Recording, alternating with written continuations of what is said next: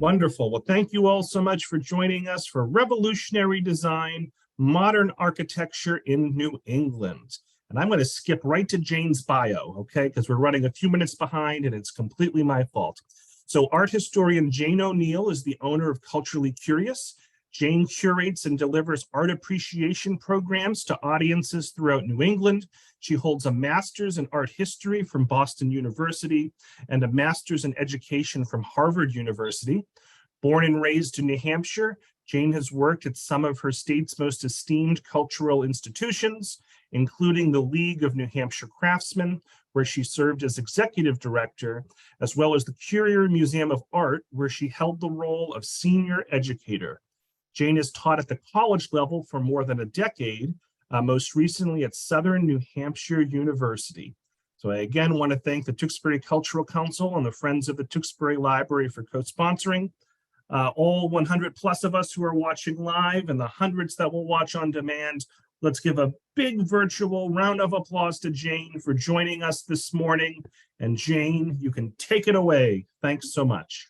Thank you so much, Robert. You always make this so fun. So thank you, everybody, for taking time out of your day to catch part 2 of this program. This is the only time I've broken this program into two sections. When I originally conceived of the program, I just jammed a lot in there. I've given it again for other organizations and I've streamlined it down to 1 hour. So you're getting a lot of bonus content today, including a whole extra architect that is not in the other program. So I really appreciate you, your continued interest in the subject. So just a quick review for those of you that were with us last month when we started on the topic of revolutionary design, modern architecture in New England.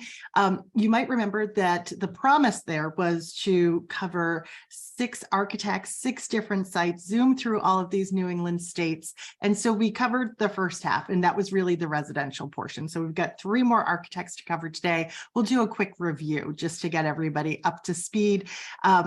The quick reminder too, the quick preamble is that typically speaking, most people don't think of New England as a hotbed of modern architecture. We tend to think of our revolutionary history as going back to the Revolutionary War. So we tend to preserve and celebrate older architecture, like a nice colonial salt box house like this one that was John Adams' house down in Quincy, Massachusetts. This is the architecture that we're used to seeing, and this is the architecture that inspires the houses that most of us live in today. So just to get you up to speed on what we'll be covering in today's section of the program, last time we were together, as I mentioned, we covered the residential examples of modern architecture. We looked at works by Gropius, Philip Johnson, and Frank Lloyd Wright. I'll just do a very quick review of those buildings. But today we're going to be looking at academic buildings. So we'll start with Louis Kahn's library at Phillips Exeter Academy in Exeter, New Hampshire. We'll turn our attention to Frank Gehry and his Stata building down in Cambridge, Mass. And then we'll finish up with Maya Lin's really just inspired, beautiful, minimalist library at Smith College in Northampton, Massachusetts. So this is this fantastic picture here that looks like it's almost on from another planet, gives us a little bit of a preview to Frank Gehry's building. Now, our very quick review of what we covered last time, just to bring us up to speed, because I've tried to insert a lot of nice comparisons into this program to sort of take advantage of the fact that we've got this little extra time together today. We looked at Walter Gropius, who's really in so many ways like the founding father of modern architecture in America. He emigrated from Germany and he brought this Bauhaus style with him, which is, we call it the international style, which really dominated in the 20th century in America. So this is his beautiful house from 1938 in Lincoln, Massachusetts. He was gifted the land and he built this house, 3 beds, 3 baths, about 2,300 square feet. And we saw how he starts really with this simple cube, this really simple color palette as well, black and white. And he adds all of this really kind of functional innovation to the house all along the way, whether it's this projecting porch or things like lighting or careful attention to modulating the temperature inside of his house. So lots of really wonderful innovations, but still prioritizing mass-produced materials and keeping costs down, keeping his building, in this case, his house, looking very sort of streamlined. There's no real decoration or ornamentation to the international style. Then we turned our attention to Philip Johnson, and we did sort of a deep dive on the glass house, which was designed in 1949 and is still in New Canaan, Connecticut. You can visit all of these residences through various organizations that run the tours for them. So this house was more of like an artistic experiment in a lot of ways. If you remember, he lived there a little bit, and then he sort of used it as a weekend house, but then it was really just a place for people to gather and have parties. It was a place that essentially dissolved the walls so that people living in, or Johnson living in this building, could have the experience of being very close, connected, and a part of nature while he's there in this house. It also brings up really interesting questions about privacy and you know, this sort of performative aspect of living in a glass house. So so here with this house, again, we get the sense of really sort of clean lines, almost an extension of the international style that we saw before. And of course, Philip Johnson was a student of Walter Gropius's. And then the last residence that we saw was, of course, designed by Frank Lloyd Wright, and that is the Zimmerman House in Manchester, New Hampshire, which was completed in 1952. It's a post-war example of Wright's so-called Usonian houses, which is a house type that he innovated during the Great Depression to essentially be able to design modest-sized houses for the middle class. And we see that the Zimmerman House is just an absolutely incredibly preserved example of this style of house. In some ways, it's a combination of Philip Johnson's ideas of privacy and integration into a landscape setting, because the front of the Zimmerman House is all brick. It's very private. And then, of course, this back view of the house, all lit up at twilight, is all about access and connection to nature there. So a lot of really wonderful ideas. And with Wright, we see sort of the integration of new materials here too, a lot of brick and even more glass when it comes to Wright. And he's really concerned with using the very best organic materials, and this folds into his philosophy of organic architecture as well. So we are going to stay in New Hampshire now as we switch gears, and we're heading about 30 minutes away to the Phillips Exeter Academy Library in Exeter, New Hampshire. We're going to take a look at the work of Louis Kahn. So we can see him here in sort of the early stages of his career and the late stages of his career. Now, Kahn was born into a poor Jewish family in what was at the time the Russian Empire, present-day Estonia. He and his family immigrated to the US when he was just a young boy, about around the age of 6. And Kahn found early success in architecture. He had his own firm by the time he was 30. He taught at UPenn and at Yale. So he was really considered America's foremost living architect by the end of his life. You might notice in both of these pictures that he had some scarring on his face. That's because when he was a little boy, he became sort of fascinated by these glowing red coals in a stove, and he got a little bit too close to them and he was burned by them.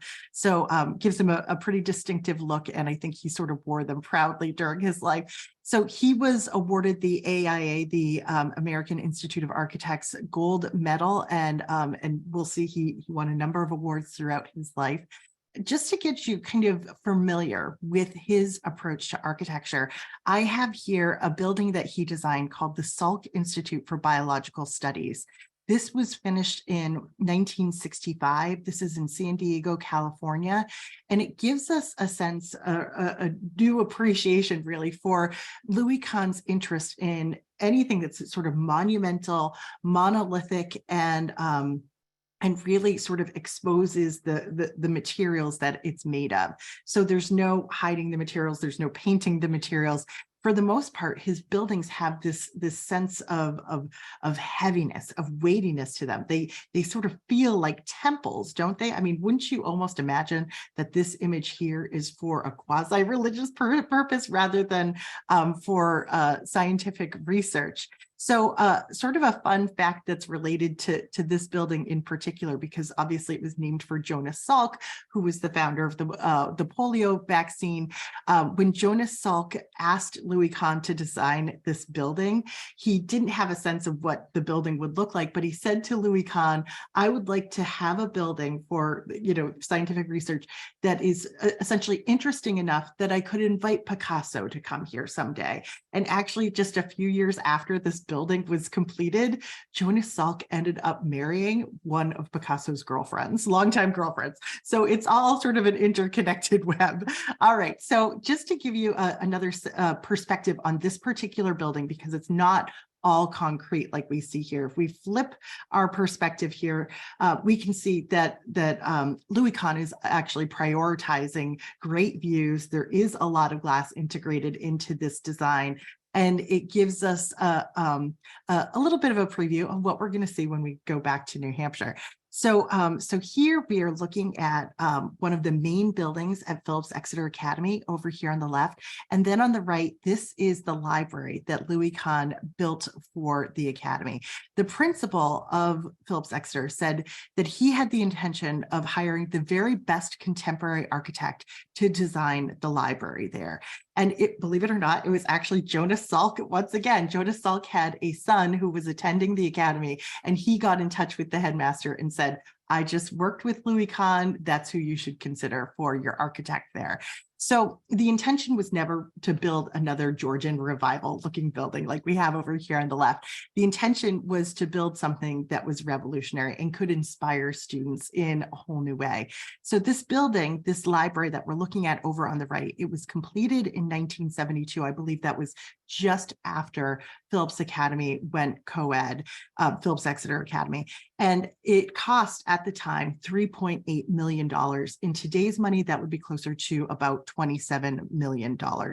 And it's generally considered to be one of Louis Kahn's most successful buildings. We're so lucky that it's here in New England, although everybody tuning in is from all over the world. So when you come to New England, you'll have the experience of it. So we're zooming in here to get a better look at it. The facade is composed of these handmade wood-fired bricks, and it's a nice nod to the dominant material on campus. We'll also notice that this is solid brick masonry on the exterior of the building. And this facade here, which is roughly square in its proportions, is replicated on all four sides of the building. The building is essentially a cube here. Now, it is about 111 feet wide and 80 feet tall. It's also one of the tallest buildings on campus. We'll find out how Louis Kahn sort of got around some of the local building codes in terms of height. But inside, you have just over 12,000 square feet of space, too.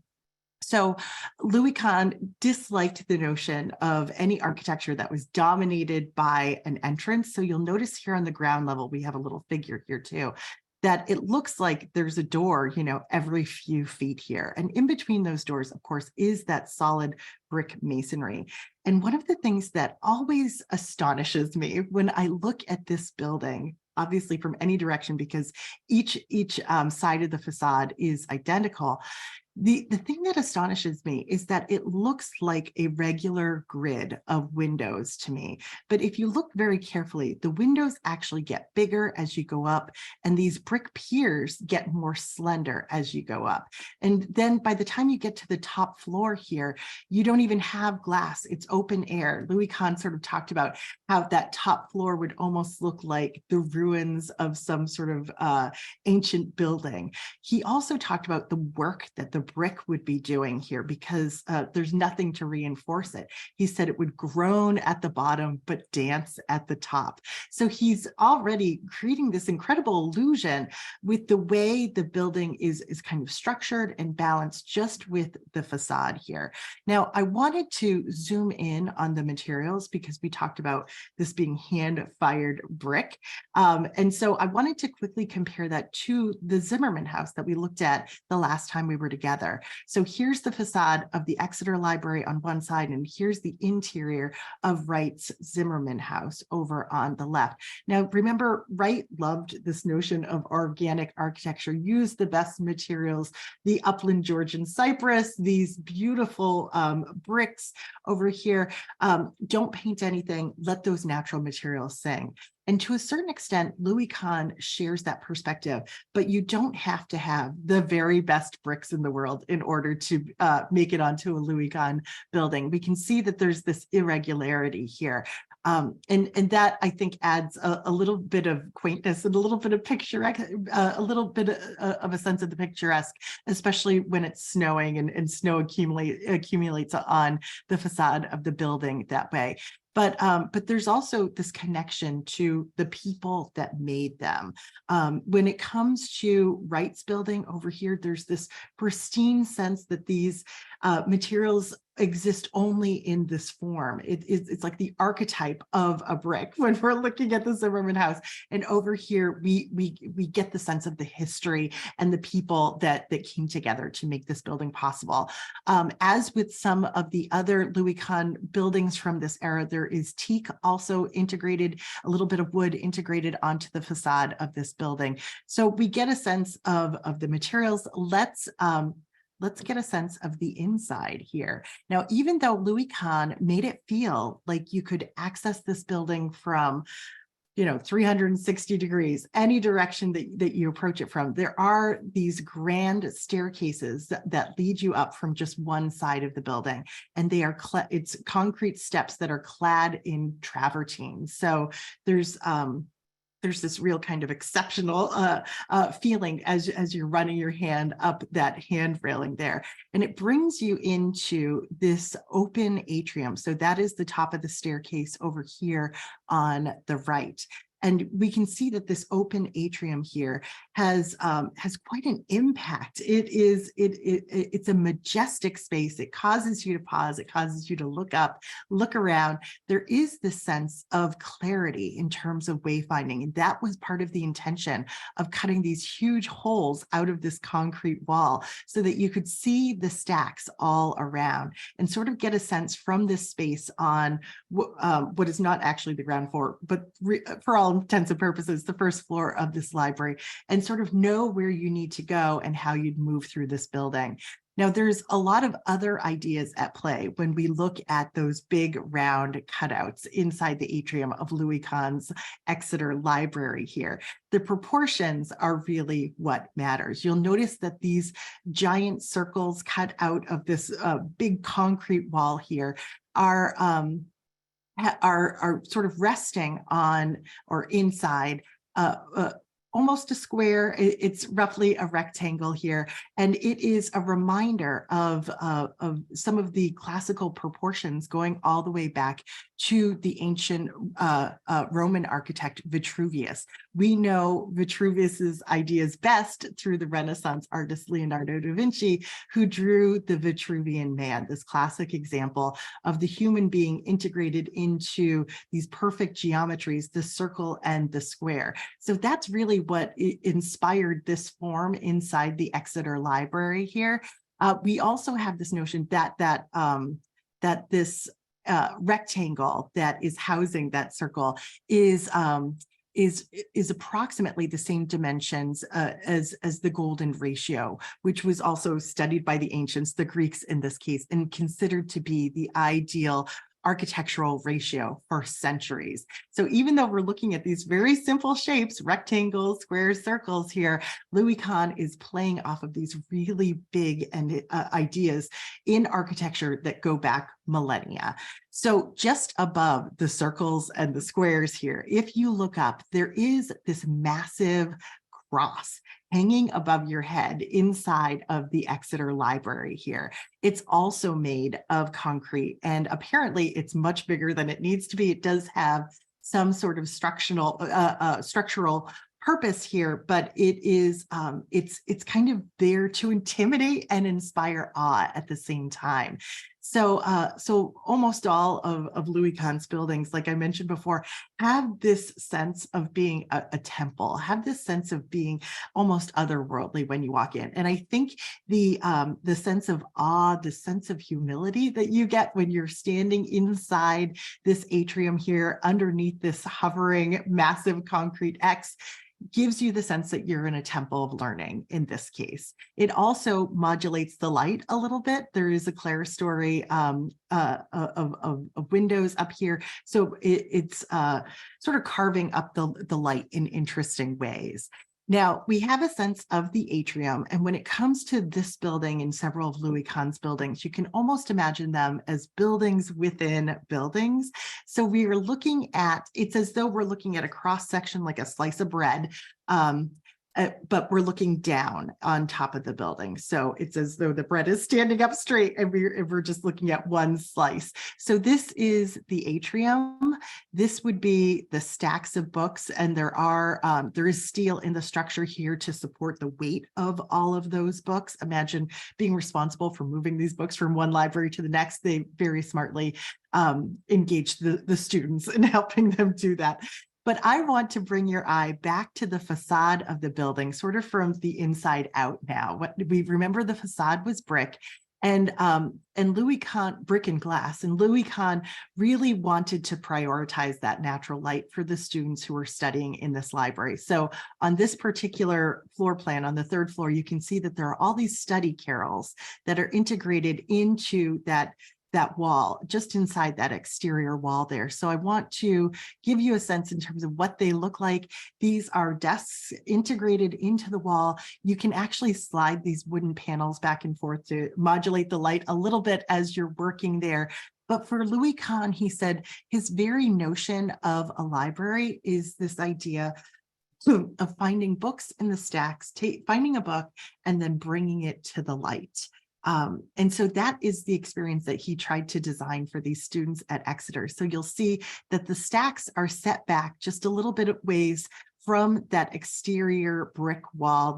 Here are the study carrels. So you would go into the stacks, find your book, and then bring it back here and sort of commune with the books and also a little bit with nature outside.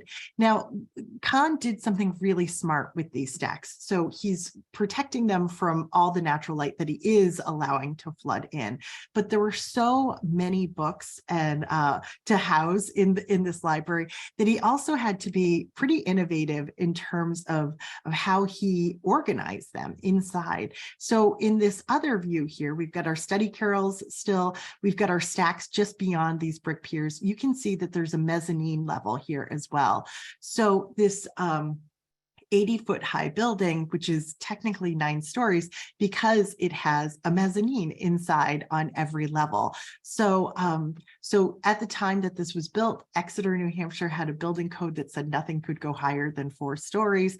Louis Kahn skirts that, builds a 9-story building, but just has a ton of mezzanines inside, or he calls them mezzanines instead of individual floors. So it was a smart way to handle that particular restriction there. Okay. So as we wrap up on Louis Kahn and this incredible library, I mean, if this doesn't make you want to go and visit this library, I don't know what will. I'll just note that this is still the largest secondary school library in the world since it was built back in the early 70s. Now, Louis Kahn doesn't quite fit into any of these categories that we've looked at so far. He's not the international style. He doesn't really follow Frank Lloyd Wright's philosophy. He sort of is a style all of his own, taking little bits and pieces from what we've seen. Now, in 1997, the AIA awarded this building the 25-year award to recognize it as architecture with enduring significance, and it's only given to one building a year. Now, Louis Kahn was not alive at that point, but just to give you a sense in terms of how modest he was, how humble he was in his work, as people celebrated it, even when he was alive, he said, I just put a roof over it. And that is, of course, the ultimate understatement. And it really sort of is the exact opposite of the kind of sort of grandiosity, the kind of ego that we oftentimes associate with other modern architects, figures like Frank Lloyd Wright, for example.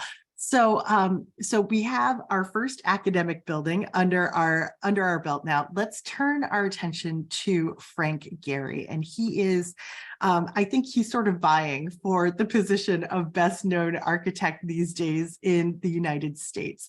He is a generation younger than Louis Kahn. He is, of course, still alive, and he's a Canadian-born American architect. He studied at the University of Southern California and later dropped out of the Harvard Graduate School of Design, which is certainly a hub in this presentation because that's where Gropius taught, and that's where Philip Johnson went as well. Now, Frank Gehry's buildings, including his own house in California, which is worth Googling at some time, tend to become these world-renowned attractions. People are really interested in what he does. His works are considered to be some of the most important pieces of contemporary architecture in the world. Vanity Fair called him the most important architect of our age. In fact, he is oftentimes referred to as let me make sure I get this right, starchitect, because he's a star, he's a celebrity. I'm sure everybody here remembers his design for the Guggenheim Museum in Bilbao, Spain. This was such a big deal. If you can believe it, this is like a 20 or 30-year-old design at this point. It was unprecedented, really. It's got these artful sort of curving forms. Yep, this was done in 1997. And in so many ways, it's still a sensation. People had never seen a building that had shapes and forms like this.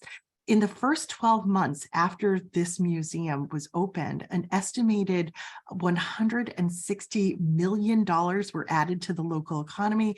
And that really speaks to the fact that people are dying to see something new, something innovative, something fun, something playful, and they want to experience it. They want to fully embody it. So we have this notion of travel and tourism that's based around architecture like this by starchitects like Frank Gehry. And the incredible thing about this building is that critics and audiences and even academics were all in agreement. Like everybody thought of this as a triumph. So now it's referred to as the Bilbao effect. You have cities and organizations really kind of clamoring to get recognition for innovative architecture, to increase tourism, and get people coming to visit and spending their money locally. One other Frank Gehry building that some of you might be familiar with is the Disney Concert Hall in Los Angeles that opened in 2003. And so here it is over here on the right. And then I have on the left, you might remember from the last time we were together, this is a building that was on Philip Johnson's property where the glass house was. It was one of the last buildings that he created, and he called it Da Monsta, but it has these same kind of curving walls, these kind of undulating surfaces. They were inspired by the work of Frank Gehry. So when we think of these buildings, we can sort of think of them as deconstructed buildings. The building itself is sort of contained inside, but then the surfaces that enclose it are these undulating walls, these shimmering surfaces here. Frank Gehry said that he always starts inside and works his way out. So now let's circle back to New England. Frank Gehry designed this data center, officially the Ray and Maria Data Center, sometimes referred to as Building 32 at MIT. Now, this is a 430,000 square foot academic complex designed by Gehry. It officially opened in 2004. In some ways, Gehry seems like the natural choice for a massive building complex at MIT. He is an architect that finds solutions to old problems, really.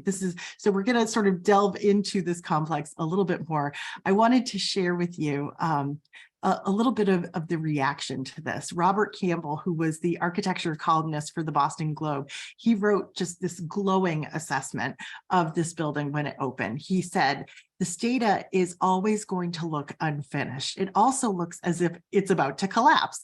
Columns tilt at scary angles, walls teeter, swerve, and collide in random curves and angles. Materials change wherever you look. Brick, mirror surface steel, brushed aluminum, brightly colored paint, corrugated metal. Everything looks improvised, as if thrown up at the last minute. That's the point. The stata's appearance is a metaphor for the freedom, daring, and creativity of the research that's supposed to occur inside of it. Now, I want to do one quick comparison to one of the architects that we've already seen. Now, this might seem a little bit out of left field, but when we look at Frank Gehry's architecture, it always seems like there is just some sort of magic underneath the surface that's holding these buildings together. And I want to credit Frank Lloyd Wright for really starting this movement in modern architecture. Most of us might think of falling water, those cantilever terraces, but even here in Manchester, New Hampshire, at the Zimmerman House, you might remember that fireplace that we looked at, where he was kind of showing off and showing us this massive pier of bricks that was completely unsupported on one side, that's just levitating there in the air. And then what's more, he even takes it to a degree further by adding a lintel here that's broken in the middle, sort of saying that he can design things that really sort of defy our expectations about gravity, about the materials themselves. And so now you have an architect, Frank Gehry, who's doing that not just with features, but with entire buildings. So when we look at the Stata Center, it certainly looks like elements of this building are just going to slide right down to the road over here. But we sort of have to have faith, right, that there's this very cunning engineering that's supporting all of these surfaces. Now, just to give you a sense of this very complicated floor plan and the scope of this project here too, the goal of this building complex was really to foster interdepartmental communication. So it was to create these spaces that sort of meet and join for each other. Too often, these individual departments just felt holed up. We all know, silos in our different fields, and so that was to break down the silos. Gehry said, the main problem I was given that there are 7 separate departments that never talk to each other. When they do talk to each other, if they get together, they synergize and they make things happen, and it's gangbusters. So the result, you have these 2 sort of C-shaped 9-story towers. You have one amphitheater, one indoor student street, 2 2-story neighborhoods in the tower, 1 4th-floor town center in between. You have lecture halls, auditoriums and classrooms, lounge spaces, pubs, cafes, a faculty dining room, a fitness facility, childcare, and 2 levels of underground parking for 700 cars. So this was an absolutely massive project. And how did it go over with the people that used it? Well, first of all, Frank Gehry said that the complex itself looks like a party of drunken robots got together to celebrate. I would say that it looks as though he fed an everyday architecture through a Cubist painting filter. And we have, as a result, these forms that look sort of semi-flattened and sort of teetering sculptural forms here. Now, do people like working in the Stata Center? My own father used to visit it a lot for his work, and he recalled that it wasn't the easiest place to navigate. Generally speaking, the professors that work there are very happy with it, but MIT actually found a few problems with it. Now, this was a $300 million project. Frank Gehry was paid $15 million for it. And even despite all of this acclaim, just a few years after it was opened, MIT actually sued Frank Gehry for flaws in the design. The lawsuit alleged a breach of contract and negligence and was settled the following year. Frank Gehry essentially said, with a building this big, a building project this big, there's always going to be a problem. But believe it or not, most of the flaws actually had to do with this outdoor amphitheater, which is sort of interesting. So, so if we go inside, you're probably dying to see what the interior looks like. The interior has been criticized over the years. We have this sense of this kind of trackless and confusing interior layout. The floor plans are a little bit of a mess. If you're there to find someone, you sort of feel like a rat trying to track down cheese in some sort of maze. And certainly when I was kind of interviewing my father about his experience there, he said, yeah, it was really tough to find people. And of course, this is a world away from the very rational space that we saw Louis Kahn design at Phillips Exeter Academy just a couple of decades earlier. Now, even though that interior space is really criticized for all of these angles, for all of these, for a layout that is hard for the average person to kind of navigate, you still hear again and again from the people that use this building on a regular day that that it's successful. And part of the reason for that is that the Stata Center is inhabited by people who love to solve problems. It has successfully broken down those silos of communication, especially between robotics and AI. And the building works very well for a lot of visitors only in the sense that they love to take selfies off of these mirrored surfaces that we have over here. So we'll finish up with Frank Gehry and this sort of glamour shot of the Stata Center over here. It's not as celebrated or as renowned as, say, the Guggenheim Museum in Bilbao or even the Disney Concert Hall in LA. But we get the sense that Frank Gehry had to tame down a little bit of his famous whimsy in order to match this long list of needs from the client. And so the end result, we still get this kind of expressive, very playful and innovative design. It still feels like Frank Gehry, but he's a little bit on a leash here. This has not diminished his status as a starchitect.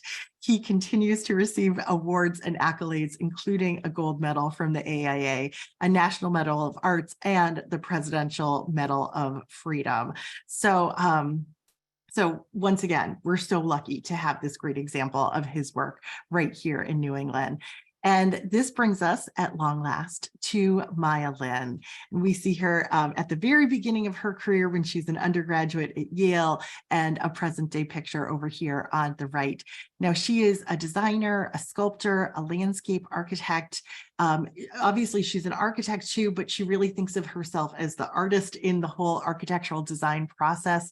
She, of course, achieved international recognition as an undergraduate at Yale for her design of the Vietnam Veterans Memorial, which was selected in a blind competition. We see her here with a model of that memorial, looking very excited about that award. Now, in 2007, the AIA actually ranked this memorial as one of America's top favorite architectural sites.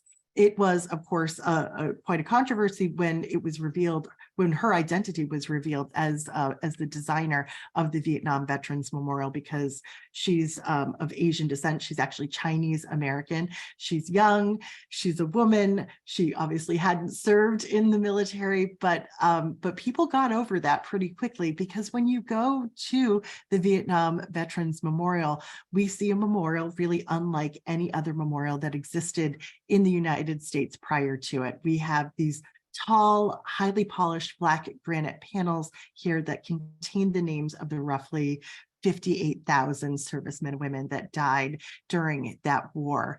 Maya Lin has also received the 25-year award from the American Institute of Architects for the design of this monument. And of course, it is an incredibly moving experience to go to this memorial and to reflect upon the loss, or to reconnect with the names and the identities of people that were lost in the war. I was just giving a program on Maya Lin yesterday, an in-person program, and at the end, we were all talking about our experiences at the Vietnam Veterans Memorial, and people were saying, yes, I went there because my 7th grade teacher died in the war, and what an experience it was to see his name and to reconnect with him, with his identity. So Maya Lin created this deceptively simple design to produce something that was deeply personal, deeply moving. And it's been this place that has really sort of withstood the test of time because it's still this special place to mourn and reflect. Now, this brings us back to New England, to Northampton, Massachusetts in this case, because Maya Lin recently won the commission to reimagine the library at Smith College.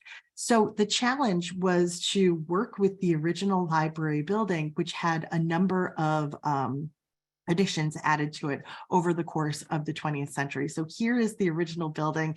It's a Carnegie design, it's a Carnegie library. It was built in 1909 on the campus of Smith, which was, the campus itself was designed by the landscape architect Frederick Law Olmsted. So it's this beautiful setting, a gorgeous original building. But over the years, these older, less well thought out additions have just sort of been expanding out, not really well organized on the interior, and then just sort of choking the campus itself, creating essentially this massive monolith that you have to walk around in order to make your way around campus.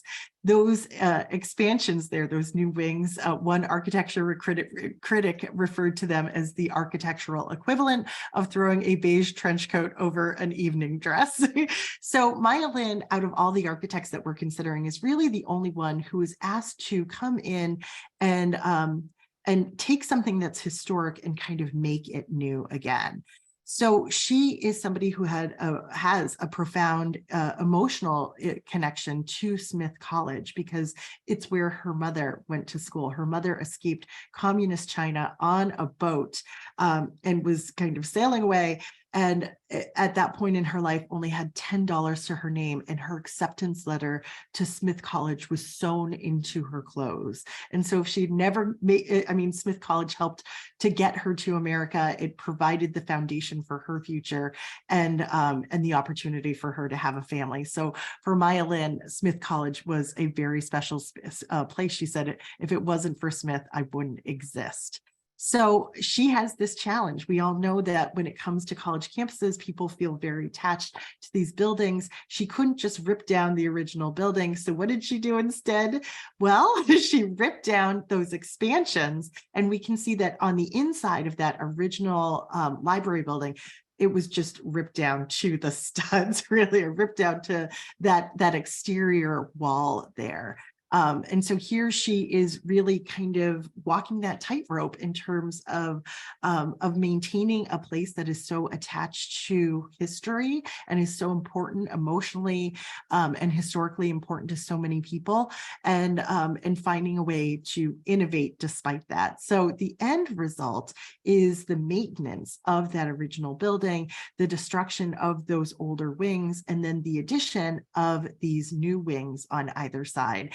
And I want to sort of quickly acknowledge that when it comes to talking about this building, for some reason, the language is so gendered. And I don't know if it's because of Smith College, or I don't think it's because of Maya Lin. There was an architectural firm that she was also working with, but they talked about these new wings being swaddled in limestone, which I just found to be hysterical because really nothing can be swaddled in limestone.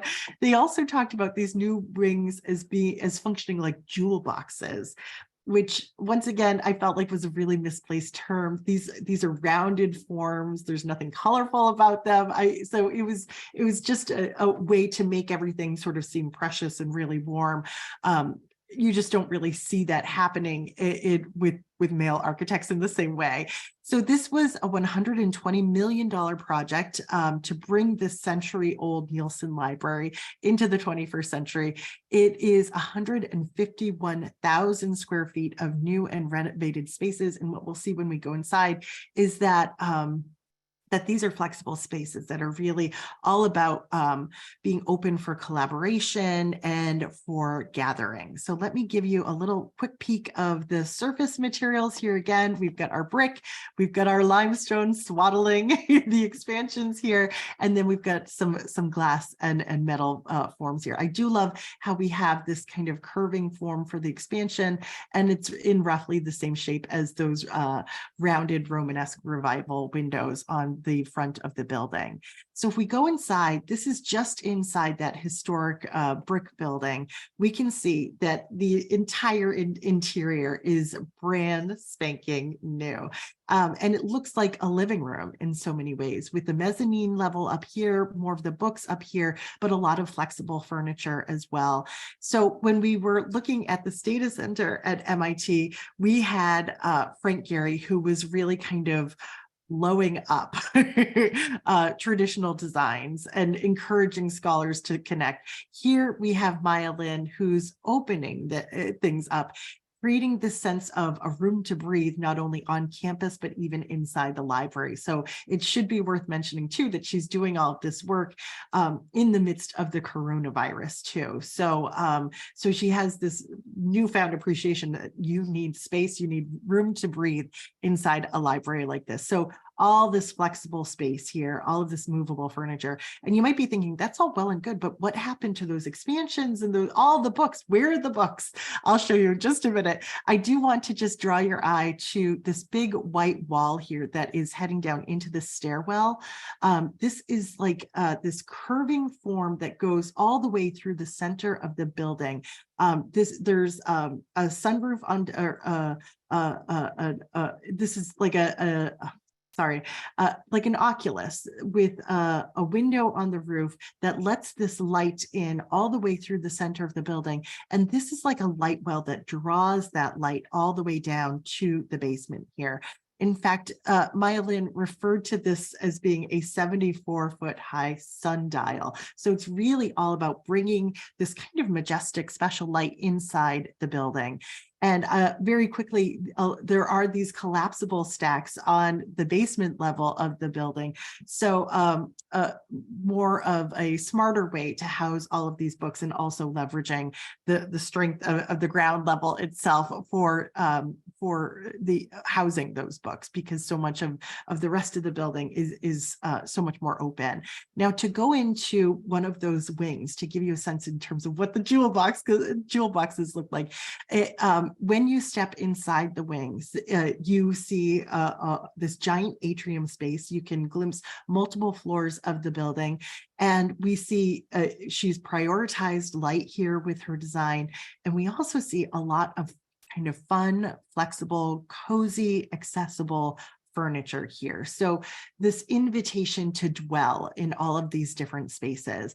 This is so different from that atrium at Louis Kahn's library at Exeter, right? Where you're awed by the grandeur of it. There's a sense of informality with Maya Lin's design over here, a sense that this is not a temple to learning, but almost like a living room, an extension of a personal space that you can feel very comfortable in. So Maya Lin also designed some study carrels to be placed inside her design. And I remember at first feeling a little bit disappointed that she didn't put those study carrels right up against the glass the same way Louis Kahn did at Exeter over here. But then I had to remind myself that anybody working in a study carrel like this would probably be on a screen that was emanating its own light. She does prioritize, of course, seating next to these giant windows over here.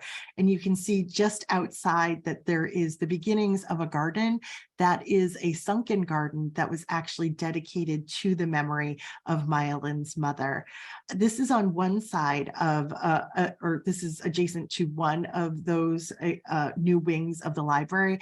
And on the other side, there is a new built-in amphitheater like we see over here. And it's just sort of like a wonderful connection to nature on each side of the library. With the modern houses that we saw the last time we were together, I think there was this real interest in nature, connection to the outdoors, blending the distinction between indoors and outdoors. We haven't seen that as much with the works of Louis Kahn or with Frank Gehry, and Maya Lin sort of brings that idea back into her designs here. And who among us wouldn't love to be in a library where you can gaze out at a beautiful campus like the one at Smith College? So we'll end here now with a glamour shot of the new library at Smith. This opened in March 2021, so about a year into the pandemic. And the stories of the library were mostly overshadowed by the pandemic. There were stories about how Smith was handling the coronavirus, and even stories about Maya Lin's personal life, because her husband had very tragically and suddenly passed away from a heart attack about 6 months before the library opened. So even though Maya Lin actually doesn't design memorials anymore, architecture critics really wanted to frame this library as almost functioning like a memorial, kind of a nice bookend to the designer's auspicious beginnings back when she was a student in college. So Maya Lin's story, of course, is not over, and she continues to be recognized for her creative accomplishments. She's won all the same awards as Frank Gehry, in addition to the Thomas Jefferson Medal of Architecture and the National Women's Hall of Fame in Seneca, New York. There's certainly more to come from Maya Lin. She is incredibly conscious about climate change and creating a lot of work in response to that these days. So we'll just do a quick conclusion to wrap things up, and to provide the chance to reflect on some of these works and how they relate to each other. We've got Philip Johnson's Glass House on the left, Frank Lloyd Wright's Zimmerman House on the right. Some of the works that we've seen over the course of these two programs, we've seen architects who are really interested in nature and using different kind of materials and strategies to make the inhabitants of these structures feel connected to the outdoors. We've also seen architects who were really interested in light and the play of light and the experience of light, and sometimes using it for very dramatic effect, as we see in these two library designs by Louis Kahn and by Maya Lin. And then, of course, when it comes to modern architecture, we see architects being really playful in terms of their materials and forms. And the Stata Center by Frank Gehry is like the greatest expression of that. But we saw a little bit of that even going all the way back to Walter Gropius's house and that really funky worm-like handrail that he had designed to head upstairs there. So when it comes to modern architecture in New England, we see these architects who have not just broken the mold when it comes to the history of architecture, they've set a new standard for revolutionary approaches to design worldwide. So I will end there for now, and I'm happy to try and answer any of the questions that you have about today's program. I'll start looking at the chat here and the Q&A. Let's see here. Jean says, the Salk Institute reminds me of Yale's Morse and Stiles colleges designed by Eero Saarinen. Oh, that's really interesting. I'm going to have to take a look at those because I always think of Saarinen as like creating structures that always seem like birds that are flying. So it'd be interesting to me to sort of compare something that seems so weighty to something that might feel like it could take off. Kathleen says, we were just at Exeter last week. My husband noted the wood panels beneath the windows look like books. Oh, that's really interesting. Unfortunately, we were not able to go inside as it was not a designated visitor area. Thank you for adding that, Kathleen. I don't have a sense in terms of the accessibility of that building because I've walked into it in the past. So it's interesting to know that that you can only get in on some days. Thank you for sharing that. Now I need to go back and look at the wood and see how it looks like in books here. Oh yeah, they do sort of look like little books. That's sweet. Thank you for adding that, Kathleen. Amy says, I saw Gehry's Fred and Ginger building in Prague, and it was one of the main reasons I wanted to visit there. Such a fun design. Isn't it interesting that it's like we go to these places now just to experience the architecture? That's part of the destination. And I mean, great architecture is truly what makes a great city. So I'm glad you got the experience, got to experience a Gehry building firsthand. I've never seen that building, so I'm going to have to look that up. Thanks for adding that, Amy. And then Susan says, in Roanoke, Virginia, the Taubman Museum of Art designed by Randall Scott looked like Gehry's influence. Is it? I'm not familiar with that building, but I will tell you, I'm without even seeing it, I'm sure Gehry has probably had some sort of influence. And especially when it comes to museums, when it comes to library design, even more and more, like I said, more and more communities and organizations have this idea of travel architecture in mind. So they're always trying to hire really innovative architects to not only sort of leverage their own collections, their own assets, but to inspire people to come from far away. In fact, the library, the new library in Salt Lake City, is one of the biggest tourist attractions there. So so people have their eye on important buildings like this, and I think everybody's trying to take a page from Frank Gehry to get a sense in terms of what draws people in. Lois, thank you so much for your kind words. You missed part one, but Robert is so good. He's going to send part one out to everybody today. Thank you for being so organized, Robert. I really appreciate that. And John asks, are these places handicap accessible? That's a really good question. A lot of them don't seem like it, do they? But I don't think you can build these days without having accessibility at the forefront of the design. When architects fall down on that, it certainly becomes a major issue. I have a whole other program on library architecture, and there's a famous library in Hunters Point, Long Island, I want to say, that sort of fell down on the accessibility piece, and it sparked a class action lawsuit. So they probably, without certainty, I'm going to say they probably are. Thank you, Francis, for your kind words, and Dory too. Thank you, Susan. I'm going to go look at the Q&A right now. Anne says, how is the soundproofing handled at the Exeter Library? It seems like an echo chamber. That's a really good question. That and believe it or not, they hold concerts in that central atrium, and sometimes have you can just see it over here. Sometimes they hold classes right there as well. I'm trying to remember my experience of that space, and it seems so grand that it's not a space that you like really raise your voice in. But in terms of like, anything loud like a lecture or a concert, I'm not quite sure. It doesn't seem like it would handle the acoustics very well, but perhaps those openings can scatter some of those vibrations a little bit better than we would anticipate. Dory says, is the library open during the summer to the public? If you're talking about the Exeter Library, I know that they do have a summer program there for high school students that is sort of separate from their regular academic program. I'm not sure if it's open to the public. I would recommend calling them in advance. And someday I would just love to start a tour program for them, because it's such a fantastic building. It just like beckons you in, doesn't it? Zoe says, how many other architects are recognized by AIA in your presentations? I think virtually every single architect that I featured was recognized by AIA. Either they got gold medals, or they got 25-year awards, or they were on some list. So it might have sounded a little bit redundant. Offhand, I don't know about Frank Lloyd Wright. I know he's been recognized by them, but I'm not sure if he ever got a gold medal.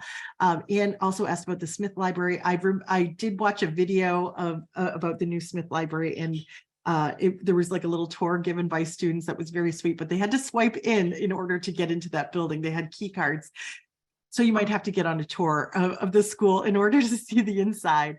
Jean said, could you please repeat your remark about throwing a beige trench coat over a building? That was an architectural critic who was criticizing the old expansions on that library. They essentially created like this warren, this labyrinth of hallways. They were dark. There was really no architectural interest to those old wings. And I can sort of zoom forward just to remind you of what they looked like. So an architectural critic referred to these old wings as like throwing a beige trench coat over an evening dress, and the evening dress in this case would be that original building. Lois says, as someone who loves modern design and oodles of light, I'm fascinated by the number of exquisite examples that exist in our area. Lois, thank you so much. I am too. They're such incredible buildings, aren't they? Mary, I think I got to your question about the college or the library at Smith. I would see if you could hop on a tour of the campus in order to access it. And there are some great videos on YouTube if you want a little tour there. What is the light source on the shelf of the Frank Lloyd Wright home? Stephen, let me see if I can find that for you here. Probably goes to, oh, I feel like I'm skipping over it. Where'd it go? Sorry to make anybody sick here. On the shelf, maybe up here. is that what you're talking about? So this is what they call a soffit. It's just like a little overhanging ledge. And believe it or not, there's just, as I remember, there's just these cutouts with like a bare bulb right there that provided some uplighting and some downlighting right there. But it wasn't really anything more intricate beyond that, believe it or not. So bare bulb right there, sort of integrated into the soffit. Somebody else asked, why did Kahn add a top row to his building without windows? Can people access that upper area? I think originally he had wanted like a roof garden for the Exeter Library. And in the end, they probably scrapped that primarily for safety. You can access that area with a librarian who's willing to give you a tour. I've been up there before, but it's not a space that it's not a space that's really paid attention to in the same way as the rest of the library. So it's not necessarily a space that you want to dwell in. Stephen says, oh, near the ceiling, near the black plate in the statue. I think I got to, Stephen. Let's see. Up here, even near the black plate in the statue. So that's another one where there's like a projecting soffit. It's probably about a foot deep, and there's a cutout within it with just a bare light bulb inside. Let's see here. Somebody asked, did anyone criticize Maya Lin saying that the additions didn't look like or match the original building? That's an excellent question. And I think people were very, as I understand it, people are very pleased with the outcome of her work. And I think the intention was to create something that was a little bit different from what existed there before. This is actually a smaller footprint. I forgot to mention before, her wings are a smaller footprint than the old wings that existed there. So that Olmsted design landscape has some room to breathe, which is really nice. And I think the contrast, the recognition that this is being built in, 2021 and not in 1909, oftentimes that is greatly appreciated, but it is a pretty stark contrast. It doesn't perfectly fit in so many ways. So I'm glad that you asked that question, because I think to a lot of people, they might think, why was this her solution? But I think that the interior provides like a nice answer to that in a lot of ways. Let's see. Maria says, so many great architects in New England, but I.M. Pei needs some mention. I know I should probably just do I.M. Pei, his own program there. Daniel says, thanks for the great program. I recommend An Astonishing Film by Louis Kahn's son. Yes, My Architect. I would recommend that one as well. It would make you feel like you really, really know him after seeing that program. That's a great one. And let's see over here. Some more comments coming in over here.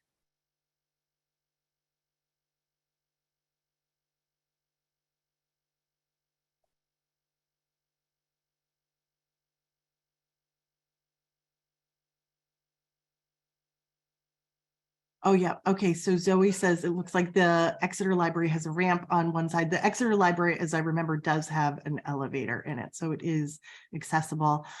Kathleen says, thanks for an interesting presentation. Our road trip from Michigan to New England was largely for art and architecture. Oh, I love that. We visited 5 college campuses and enjoyed some interesting architecture, saw lots of I.M. Pei, Louis Kahn, and Eero Saarinen, plus some traditional architects like Ralph Adams Cram. So much fun strolling college campuses. Absolutely. I love that you had that experience. I love to travel for the same reason, so that's great to hear. Deborah says, thanks for this wonderful, thank you, Deborah, for your kind words. She says, my husband and I visited my son at MIT during the construction of this data center and its opening. That first year, there were lots of buckets on the floor since when it rained, there were major leaks. Oh, that's interesting to know. Thank you for sharing that. And Alice says she likes my presentations, but not modern architecture. Thanks for putting up with the topic, Alice. Frank, it's great to see you here today, Frank. Thanks for joining us. And thank you for your kind words. I always appreciate you joining the programs and all the kind words that are coming in. Thank you so much. Carol says at Oberlin College in Ohio, each building has a sign out front with the name of the architect. Isn't that so great? And it's, I mean, it's another learning opportunity. And I think a lot of these colleges, you know, they hire these really prestigious firms and architects to design their buildings, and then they don't use it as the learning opportunity. So that's great, Carol, to hear that. I think more schools should do that. All right, I think we got to everything, Robert. All right, folks, let's give Jane a big virtual round of applause for a wonderful job, as always. We are going to see Jane again on Friday, not Thursday, Friday, July 7th at 10:30. She'll be giving a talk on Norman Rockwell, a brand new talk from what I understand. Yep. On Norman Rockwell. So very much looking forward to that. Folks, look for an email from me this afternoon or early this evening. Feedback survey, recording of part 1, recording of this part number 2, information about some other upcoming virtual art history lectures that I think you'll be interested in. So keep an eye on that email. So thank you so much, Jane. I hope you and the rest of the audience have a wonderful day. Thanks, Robert. Take care, everyone. Bye-bye.